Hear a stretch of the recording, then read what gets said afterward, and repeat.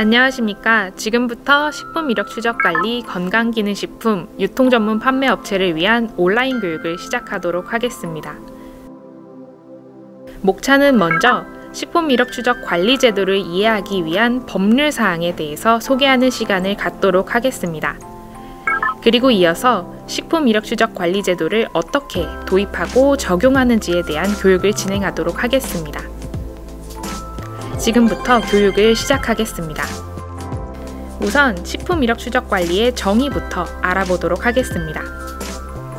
식품을 제조 가공 단계부터 판매 단계까지 각 단계별로 정보를 기록 관리하여 식품의 안전성 등의 문제가 발생하는 경우 그 식품을 추적하여 원인을 규명하고 필요한 조치를 할 수 있도록 관리하는 것을 말한다라고 식품위생법에 쓰여 있습니다. 핵심적인 부분은 식품을 추적하여 원인을 규명하고 필요한 조치를 할 수 있도록 관리하는 것을 말한다. 이 부분입니다. 즉, 식품 사고 등 문제가 발생했을 때 회수에 초점을 맞추겠다는 것입니다. 건강기능식품 유통 전문 판매업체 분들께서는 건강기능식품에 관한 법률과 다른 법률을 참고해 주시면 되겠습니다. 그리고 이 법률 외에 별도로 아래쪽에 나와 있는 식품 등 이력 추적 관리 기준, 즉 식약처 고시도 반드시 참고해 주시기 바랍니다. 앞으로 설명드릴 부분이 이 법률들에 대한 사항이라고 생각해 주시면 됩니다. 다음으로 등록 기준을 보시겠습니다. 식품 이력 추적 관리는 이 등록할 수 있다라는 조항 때문에 원하신다면 자율로도 등록이 가능합니다.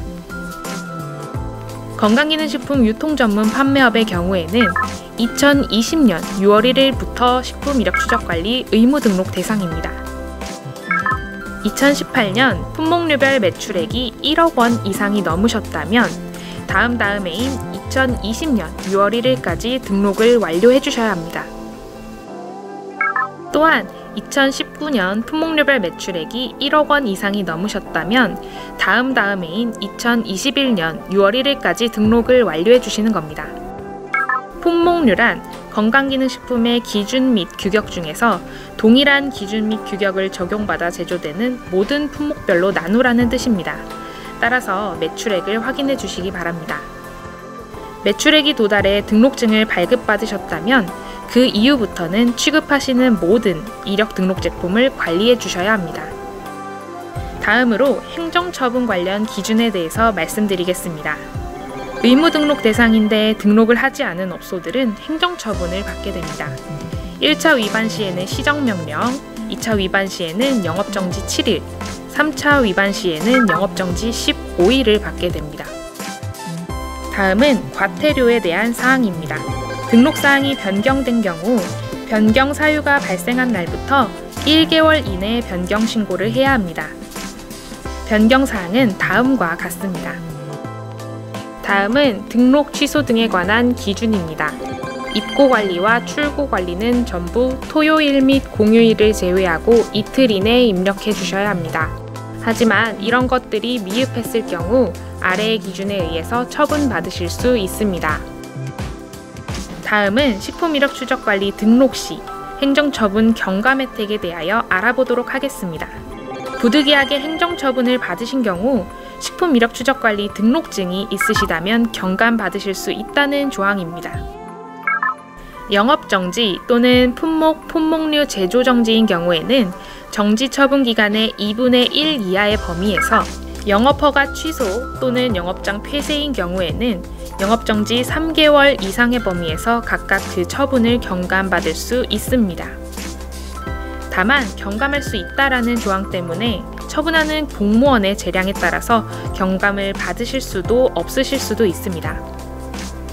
그러나 불가피한 상황인 경우 의견을 내볼 수 있는 부분이오니 기억을 해두시는 게 좋을 것 같습니다. 다음으로는 식품 이력 추적 관리를 어떻게 도입하는지에 대한 설명입니다. 우선 전체적인 흐름은 이렇습니다. 회원 가입을 하셔서 아이디를 생성합니다. 그리고 나서 로그인을 합니다. 그 뒤에는 등록증을 신청합니다. 이후 등록 신청에 대한 현장 심사를 받게 되고 등록증이 발급되고 나면 이력 관리, 즉 입고 관리와 출고 관리를 해주시면 됩니다. 이후 조사평가라고 해서 의무업소는 2년마다, 자율업소는 3년마다 점검을 받게 됩니다. 다음으로는 등록증 신청 절차에 대해 알아보도록 하겠습니다. 회원가입 시에는 영업신고증 그리고 사업자 등록증이 필요합니다. 1588-2605 콜센터로 전화를 주시면 바로 승인받으실 수 있습니다. 등록 신청 시에는 수탁자의 품목제조 신고증과 식품 이력 추적 관리 계획서가 필요합니다. 계획서 양식은 산업체 이력관리 홈페이지 자료실에서 다운받으실 수 있습니다. 다음은 등록증 발급 소요기간입니다. 건강기능식품 유통전문 판매업소의 경우에는 민원 처리 소요기간이 최대 14일 정도가 소요가 됩니다. 다음은 신청한 등록증에 대한 심사에 관한 사항입니다. 말은 굉장히 어렵게 나와 있는 듯 하지만 읽어보시면 간단한 사항들입니다. 모두 적합을 받으셔야 적합으로 판정됩니다. 다음은 이력정보 연계 항목에 대한 사항입니다. 고시에 나와 있는 사항이고 어떤 정보들을 연계하게 되는지에 대해 기재를 해놓았습니다. 다음은 제조업소로부터 받게 되는 식품 이력 추적 관리 번호 유형에 대하여 알아보도록 하겠습니다. 총 6가지 유형이 있을 수 있습니다. 앞부분 상품 식별 번호로 바코드나 식품 이력 추적 등록 번호를 선택하게 됩니다. 뒷부분에는 생산 식별 번호로 유통기한 혹은 제조일자 혹은 식별 단위 중 하나를 선택하게 됩니다. 앞에 2가지, 뒤에 3가지 조합으로 총 6가지가 나오게 되는 것입니다. 등록 번호는 바코드를 사용하지 않는 경우에 사용됩니다. 또한 최소 판매 단위 제품이 유통 단위별로 포장될 경우 유통 단위별 용기, 포장에 식품 이력 추적 관리 번호와 수량 정보를 표시하게 되어 있습니다. 즉, 지금 보시는 예시와 같이 유통 단위별로 최소 판매 단위 제품을 포장했다면 겉면에 유통 단위의 바코드가 아니라 최소 판매 단위 제품의 이력 추적 관리 번호가 기재되어 있을 것입니다. 소비자가 겉포장의 식품 이력 추적 관리 번호를 활용하여 내부의 식품 이력 추적 관리 번호의 정보를 쉽게 확인할 수 있도록 하는 것입니다. 입고 및 출고 관리하실 때에는 최소 판매 단위 제품의 수량을 기준으로 입력해 주시기 바랍니다.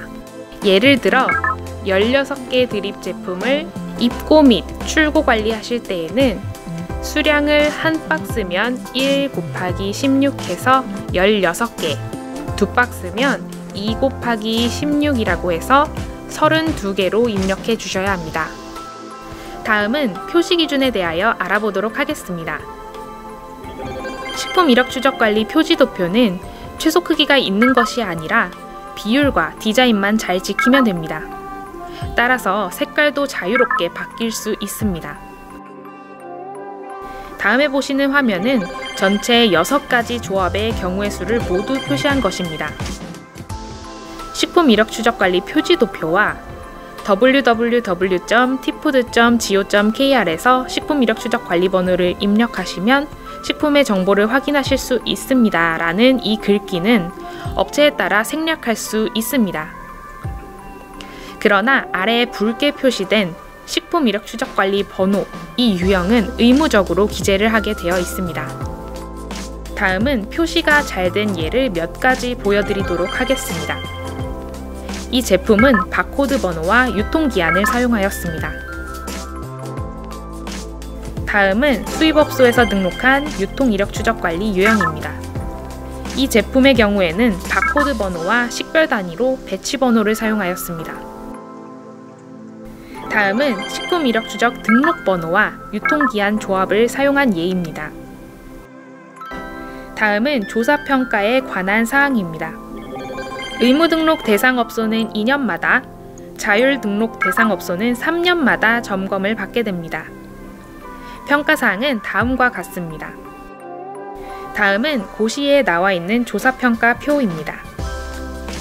평가 일정이 도래하면 조사평가표에 따라 점검해 주시기 바랍니다. 식약처 또는 식품안전정보원에서 방문하여 점검을 진행합니다.